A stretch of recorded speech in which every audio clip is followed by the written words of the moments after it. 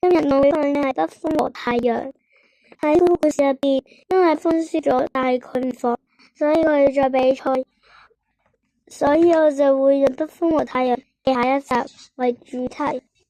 佢哋喺一日嘅時候喺天空上面相遇，我哋就嚟之間嗌交，我嘅本領強，我嘅本領強，然後佢哋爭得美言同熱情，都未分到結果。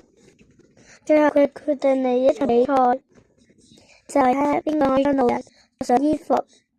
然後北風先上場，佢就直接吹到個路人好凍，個路人就直接着咗衫。然後當太陽嚟，佢散發熱力，令我覺得好熱，佢就除晒啲褸。最後北風贏咗，因為佢用佢嘅冷風去吹到路人好凍，路人就着咗衫。呢個故事帶出咗我哋做人可以比較多嘅大家。